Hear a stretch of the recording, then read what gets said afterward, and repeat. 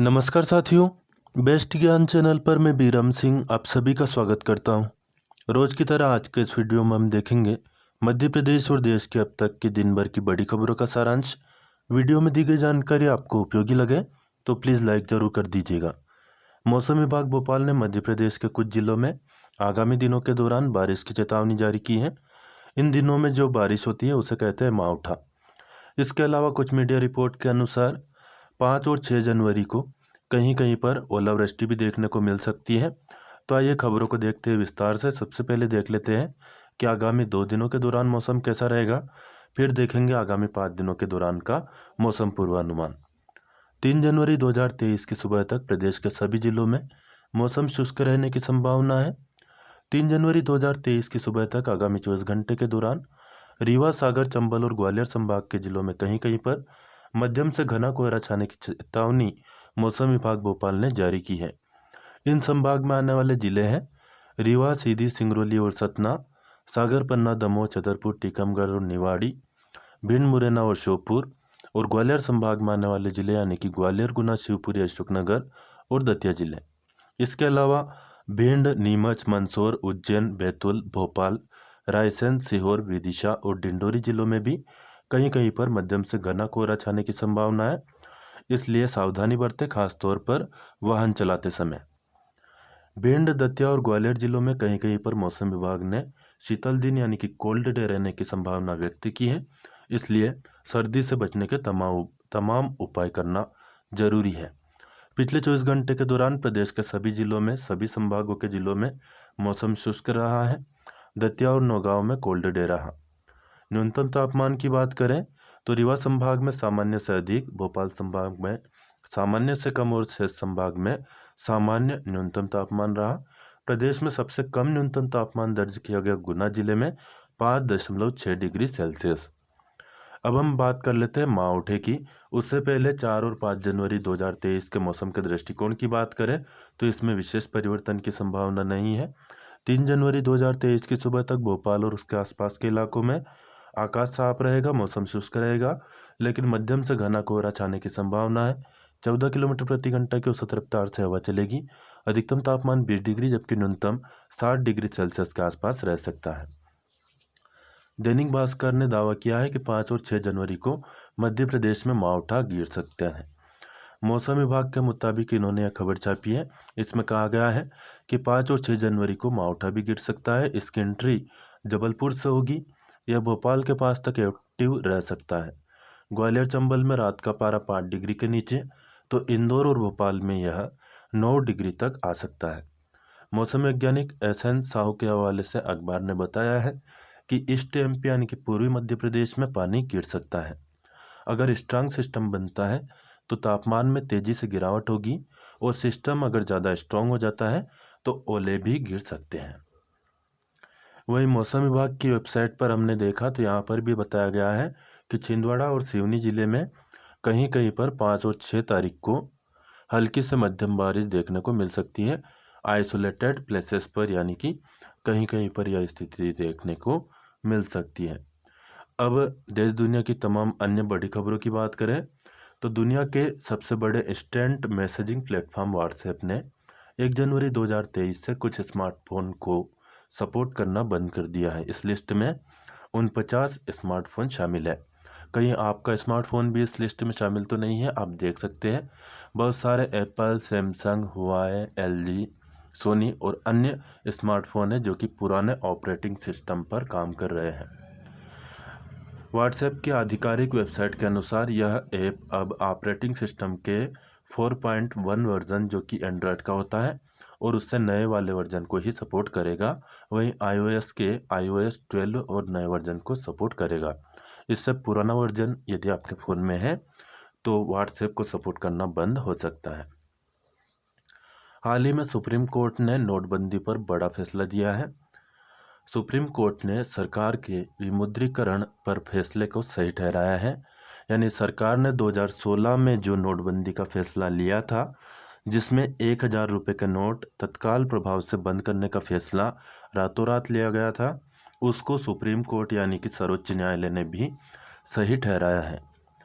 Supreme court की 5 जजों की बेंच बैठी उसमें 4-1 के बहुमत से यह फैसला दिया गया है। जो विरोध करने वाली न्यायाधीश है उनका कहना यह था कि आपने फैसला लिया वो ठीक है, लेकिन आपको ऑर्डिनेंस नहीं लाना था, उसके लिए आपको कानून बनाना चाहिए था और उसके बाद में फैसला करना था। लेकिन फाइनल जो फैसला हो चुका है, क्योंकि 4 न्यायाधीश इस बात के पक्ष में थे कि सरकार ने परिस्थितियों को देखते हुए जो निर्णय लिया है वह सही है। हालांकि विपक्ष के नेता मल्लिकार्जुन खड़गे ने अभी भी कहा है कि नोटबंदी देश के लिए काफ़ी नुकसानदायक सिद्ध हुई और बेअसर साबित हुई है, क्योंकि जो उद्देश्य इसके बताए गए थे उनको यह हासिल करने में नाकाम साबित हुई है। दोस्तों, स्क्रीन पर आप देख रहे हैं इफ्को नैनो यूरिया, तरल रूप में यूरिया है। इसके द्वारा भी आप यूरिया की पूर्ति कर सकते हैं। खाद की किल्लत कहीं पर देखने को मिले तो आप निश्चिंत रहें, इफ्को नैनो यूरिया आप खरीद लें। सस्ता है, 250 रुपये में आता है और भी लगभग उससे कम में आएगा, 230 के लगभग में। और यह आपकी एक थैली यूरिया का काम करेगा। तो न तो आपको थैली ढोनी पड़ेगी और न ही आपको ज़्यादा पैसे खर्च करने पड़ेंगे।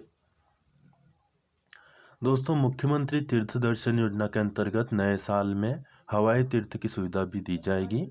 बस और रेल यात्रा के साथ साथ अब हवाई यात्रा द्वारा भी बुजुर्गों को तीर्थ दर्शन कराए जाएंगे। मुख्यमंत्री तीर्थ दर्शन योजना शुरू करने वाला देश का पहला राज्य है मध्य प्रदेश। वर्ष 2012 में मुख्यमंत्री श्री शिवराज सिंह चौहान जी ने बुजुर्ग तीर्थयात्रियों के लिए यह योजना शुरू की थी। तीर्थ दर्शन योजना में सभी धर्मों के तीर्थ स्थलों को शामिल किया जाता है।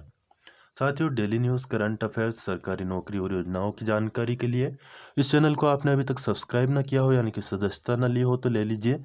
एकदम मुफ्त है, कोई नया पैसा आपकी जेब से नहीं जाएगा, निश्चिंत रहे। नए साल में एमपी में बम्पर भर्ती निकली है। अलग अलग विभागों में 12,678 पदों पर भर्ती निकले है, जिसमें क्षेत्रीय रक्षक के 1979 पद, स्टेनोग्राफर के 2716 पद है। इसके अलावा जेल प्रहरी, वन रक्षक, पटवारी, सहायक ग्रेड 3, स्टेनोटाइपिस्ट और अन्य 7,983 पदों पर भी वैकेंसी निकाली है। अभ्यर्थी इन पदों पर 5 जनवरी से विभाग की आधिकारिक वेबसाइट www.merit.ac.in पर जाकर के आवेदन कर सकते हैं। सरकार ने दावा किया है कि प्रदेश में 1 लाख से अधिक सरकारी पदों पर भर्ती प्रक्रिया जारी है। अगस्त 2023 तक पूरी कर ली जाएगी भर्ती प्रक्रिया। रोजगार दिवस के माध्यम से हर माह 2.5 लाख से अधिक स्वरोजगार के अवसर सृजित करने का भी सरकार ने दावा किया है। वही बैंकों के माध्यम से ऋण की सुविधा उपलब्ध है। सरकार द्वारा गारंटी दी जाती है और बैंक के द्वारा दी जाती है सब्सिडी। हालांकि इनकी ज़मीनी हकीकत क्या है यह आपने फेस की होगी, कमेंट करके बताइएगा। 9वीं से 12वीं तक के सरकारी स्कूलों में आज से शुरू हो गई है छमाही परीक्षाएं। उत्कृष्ट और मॉडल स्कूलों में 9वीं में प्रवेश के लिए 15 तक आवेदन होंगे। 8वीं पास और अन्य अध्ययनरत विद्यार्थी परीक्षा में हो सकते हैं शामिल। वही राज्य ओपन स्कूल बोर्ड की ओर से उत्कृष्ट और मॉडल स्कूलों में कक्षा 9वीं में प्रवेश के लिए 26 फरवरी को परीक्षा आयोजित की जाएगी। प्रवेश परीक्षा के लिए आवेदन करने की अंतिम तिथि 15 जनवरी है। इस संबंध में बोर्ड ने दिशा निर्देश जारी कर दिए हैं। बता दें कि प्रदेश के 52 जिला मुख्यालयों के उत्कृष्ट विद्यालयों एवं विकास खंड स्तरीय 313 मॉडल स्कूल में शिक्षा सत्र 2023-24 के लिए यह प्रवेश परीक्षा 26 फरवरी को सुबह 9:45 बजे से 12:15 बजे तक होगी। एमपी ऑनलाइन के माध्यम से आवेदन पत्र जमा कर सकते हैं।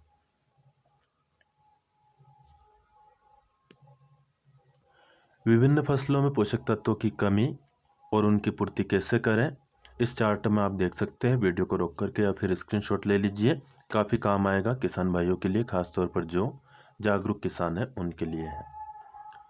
अमित शाह बोले सरकार तैयार कर रही है रोस्टर, अब 100 दिन परिवार के साथ रहेंगे सीमा पर तैनात जवान। तो सीमा पर तैनात जवानों के लिए काफ़ी अच्छा फैसला है, जिसकी प्रशंसा करना जरूरी है। विभिन्न मंडियों के मंडी भाव की बात करें तो मक्का का मंडी भाव 2371 तक जा रही है, सोयाबीन 5500, गेहूं 2300 से लेकर 2800 तक भाव चल रहा है। चना का भाव 4100 से 4700, धनिया 4800 से 8500, लहसुन 430 रुपये से लेकर 7800 तक बिक रहा है बेस्ट क्वालिटी का। मेथी का भाव 5300 तक है, सरसों 6100, कलौंजी 12805 तक बिक रही है। असालिया 6,827, मूंग 5,673 रुपये। ये विभिन्न मंडियों के एवरेज भाव मैंने आपको बताए हैं। बरकतुल्ला यूनिवर्सिटी के BA LLB की सेमेस्टर परीक्षाएं 12 जनवरी से शुरू होगी और ये परीक्षाएं 27 जनवरी तक चलेगी। BLLB के तीसरे, पाँचवें, सातवें और नौवें सेमेस्टर की परीक्षाएं 12 जनवरी से शुरू होनी है। प्रदेश के सभी सरकारी स्कूलों के विद्यार्थियों को नए साल में जल्द मिलेगा गणवेश।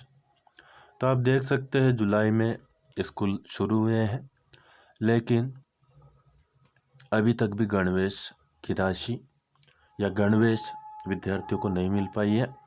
हालांकि शिक्षकों ने जैसे तैसे दबाव बना बुनू के पेरेंट से ही यह गणवेश खरीदवाई है। अब उनके खाते में पैसे की राशि कब जमा होगी, यह देखने वाली बात होगी। राज्य शिक्षा केंद्र ने सभी जिला परियोजना समन्वयकों को विद्यार्थियों की जानकारी जुटाने के लिए दिशा निर्देश जारी किए हैं। 2 जनवरी से ब्यावरा में सत्यप्रिया जी की भागवत कथा चल रही है। समय है दोपहर 1 से शाम 4 बजे तक का। सारंगपुर में पंडित स्वर्गीय मदन लाल जी शर्मा की धर्मपत्नी लीला देवी शर्मा का 103 वर्ष की आयु में निधन हुआ। शुक्रवार के दिन की बात है। उम्र इनकी काफ़ी थी, इसलिए मैंने इस खबर को शामिल कर दिया है आपके नॉलेज के लिए। CBSE की 4 अप्रैल की जगह 27 मार्च को होगी 12वीं की संस्कृत और उर्दू की बोर्ड परीक्षा। तो ये महत्वपूर्ण अपडेट CBSE के विद्यार्थियों के लिए है। कुछ जीके की चीज़ें देख लीजिए। ब्रिटेन के भारतवंशी पूर्व मंत्री आलोक शर्मा को नाइटहुड सम्मान से सम्मानित किया गया है। तो याद रखिएगा, ब्रिटेन के भारतवंशी पूर्व मंत्री हैं आलोक शर्मा। इनको COP 26 सम्मेलन के बेहतरीन नेतृत्व तथा जलवायु परिवर्तन से निपटने में योगदान के लिए किंग चार्ल्स III ने नाइटहुड की उपाधि से नवाजा है। प्रश्न ऐसे ही बनता है कि हाल ही में किसको नाइटहुड सम्मान दिया गया है, तो आलोक शर्मा को दिया गया है। ब्रिटेन के रहने वाले भारतवंशी है, नागरिक ब्रिटेन के, लेकिन भारतवंशी है। क्रिस्टियानो रोनाल्डो दुनिया के सबसे महंगे खिलाड़ी हैं। क्रिस्टियानो का सऊदी अरब के क्लब अल नस्र के साथ करार हुआ है। पुर्तगाल की फुटबॉल टीम के कप्तान है क्रिस्टियानो रोनाल्डो। ये इस साल सर्वाधिक कमाई करने वाले खिलाड़ी भी बन गए हैं। साथियों, फिलहाल इस वीडियो में इतना ही। वीडियो में दी गई जानकारी आपको कैसी लगी, क्या सुधार आप चाहते हैं, कमेंट करके जरूर बताइएगा। लाइक जरूर करते हैं वीडियो में दी गई जानकारी आपको उपयोगी लगी हो तो, और अन्य दोस्त जो भी आपसे फेसबुक, व्हाट्सएप या टेलीग्राम ग्रुप के जरिए जुड़े हो उनको भी शेयर करें। फिलहाल इस वीडियो में इतना ही। धन्यवाद। जय जवान, जय किसान, जय हिंद, जय भारत।